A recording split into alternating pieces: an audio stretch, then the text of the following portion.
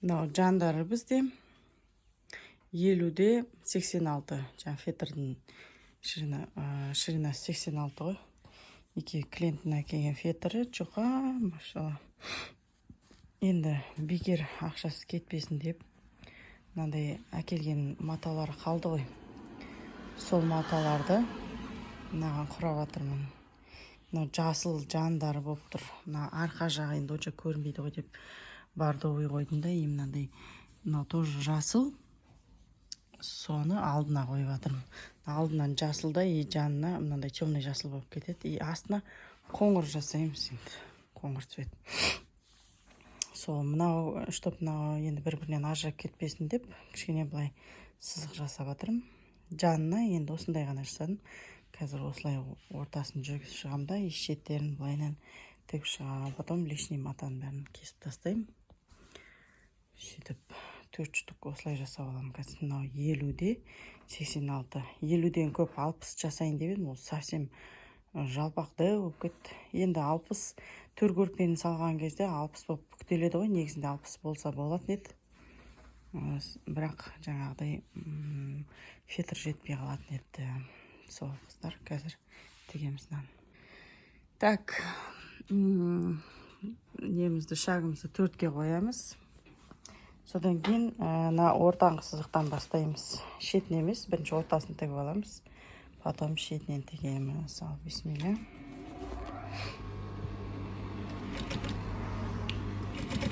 Закрепка береміз обязательно. Неке қыздар, фетрді көріңіздер ма? Бірінші ортасын тіктім.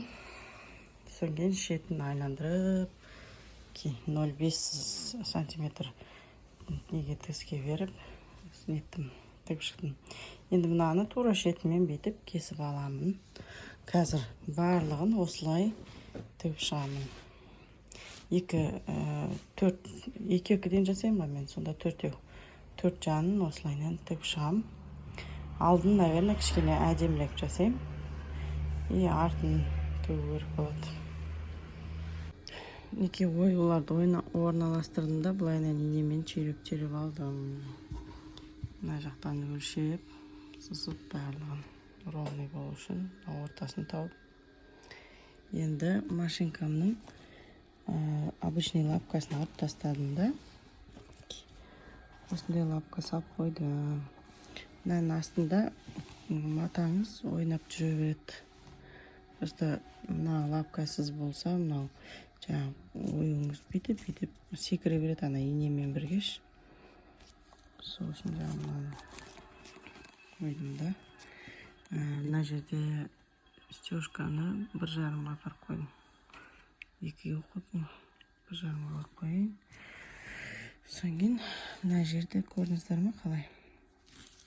Күшті тіккеледі бағаш. Өзіңіз қалай істейсіз? Мен бірінші істеп жатырмын. Қалай направлять етесіз, солай тік береді ғой. Көрдіңіздер ме?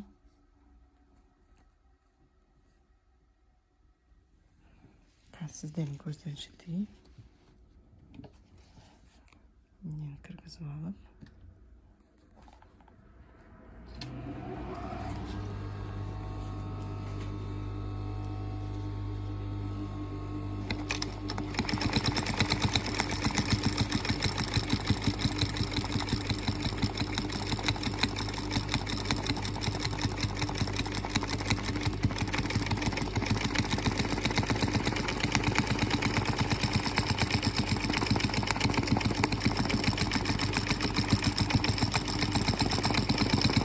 Өзіңіз қолыңызбен етесіз неке бай.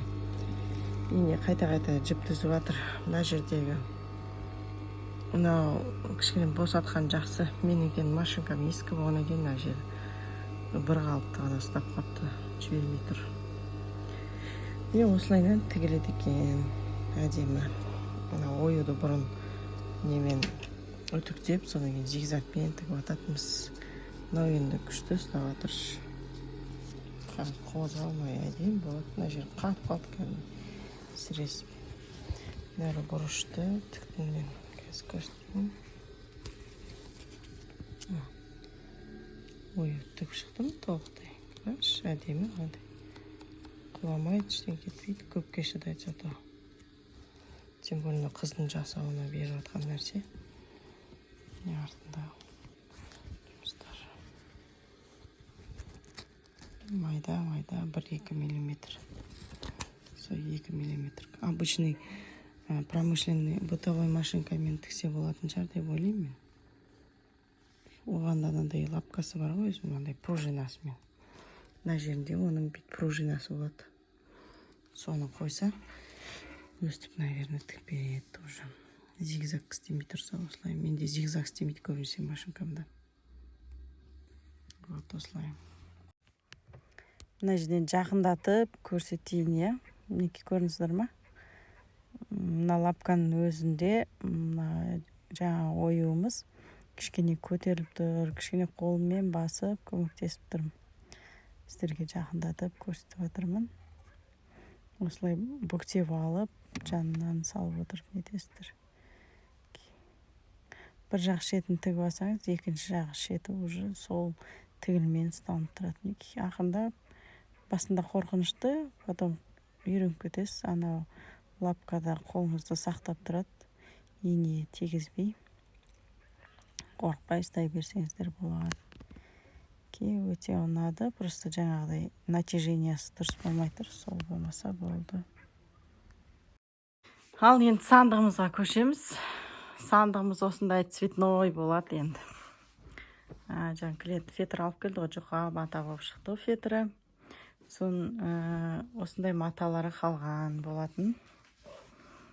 Соларды мінекей мынандай кішкене сызықтар беріп жүргізіп шықтым. Бір-бірінен ажырап кетпесін деп. Сразу 2 сандық жасап жатырмыз. Фетрдің ені 86 сантиметр болды. 11 метр фетр алып келген. Содан бізден шыққаны 50-де 1 табаны. Мынаның енін, сандықтың енін, 1 метр қылдым да, высотасын 86 қылдым. Жаңағы сандықтың жалпақтығы 50 сантиметр. Мынау бізде 2 табаны, 2 сандыққа сразу. Мынау 2 арты, арқасы. Мынау беті, крышкасы болады. И мынандай жандары, осындай жасыл болады 2 жағы. Енді ручка жасадық. Ручкалары толщинасы 5 сантиметр. Мына жерде 10 сантиметр жасадым. Мінекей көрдіңіз, закрепка беріп, демеп. Осылай. И 2 беті. Қазір көрсетем бетін. Мінекей беті. Осындай оюлар алып келді. Тағы да серый түсті оюлар алып келген болатын, бірақ оны қосқан жоқпын мына бетіне, мына матаға, онша жараспады. Кеместері көрсеттім, ені қалайына тігу керек екен. Осылайынан тігіп шықтық, бәрін қондырып. Болды, енді қазір бәрін жинаймыз. Бірінші ойлап тұрмын, мына бетін 2 жаны мен қосып тігіп алам да, содан кейін астыңғы замогын тігем. Кейін бетіне, крышкасына, мына жағына екінші жағын замогын тігіп, бірінші замок тігіп алу керек болып тұр. Әйтпесе алдында тіккен кезде кішкене қиындау болды замогын қондыру. Сол үшін 2 жағын тігеміз, содан кейін мына жаққа замок тігеміз, и алдына, потом уже қалғанын жинаймыз. Вот, бисмилля деп бастайық. Мінекей 2 жанын алдына біріктіріп қойдық. Мына жерде бір айтып кететін жай. Ручкасы менде промышленный машинка, бытовой, промышленный машинка тупиковый, ол мынандай қалындардан өте береді. Ал сіздерде егер бытовой кішкентай столға қоятын машинка болса, онда мына ручка мына жер қалың болып кететін шығар. Сол үшін мына ручканы мына жақтан бастап жасай берсеңіздер болады. Былай қарай. Мынаған тігіске қоспайық. Мен қазір тігіс үстінен тағы тігіс бер жейін деп тұрмын. Мына жерден. Мына жерден қазір тігем. Ортасында тігіліп кетеді. Сол сіздің осы жағын қарастырыңыздар. Мінекей жұмсақ сандығымыз дайын болды. Мінекей жандарын жасыл қылдық. Арты бордовый. Асты қоңыр, үсті розовый болды. Машалла. Осындай болды енді. Бар маталарынан құрастырып, жасап бердік. Осындай велюрді сыртына қаптап жасаса болады екен. Так, мынандай бұрыштарында 1 сантиметр жеткізбей тоқтайсыздар. Каждый бұрыштарда тігілген кезде 1 сантиметр жетпей тоқтайсыздар. Енді мына жақта емес енді. Мынандай замогында емес, мынандай жерлерінде, артында мысалы жүрген 1 сантиметр жеткізбей тоқтайсыздар. Сол кезде мына бұрыштарыңыз әдемі шығады. Мына жақта да осындай болып шықты. Енді жұмсақ сандықты қандай матадан жасаса болады? Жұмсақ сандықты қандай матадан жасаса болады? Көріңіздер, фетрді турецкий велюр матасымен қаптаса болады. Не болмаса велюрдің өзімен ақ королевский велюрмен де қаптаса болады. Болмаса мебельный маталармен істесе де болады. Или фетрдің өзімен, бірақ фетр катышки болып кетеді, сонысымен ұнамайды маған. Сонеки. Осы қыздар ұнап жатса лайк басып комментарий жазып кетіңіздер. Қай жерінде не ұнады, қандай сұрақтар бар, барлығына жауап береміз. Кесті осындай розовый, кішкене цветтер осындай болып қалды енді. Қазір клиентім алып кетеді уже. Тез-тез видео түсіріп үлгеріп жатырмын. Каналға подписка жасап, комментарий жазып кетіңіздер. Сіздермен болған Айгерім Айтмұхамбет. Сау саламатты болыңыздар.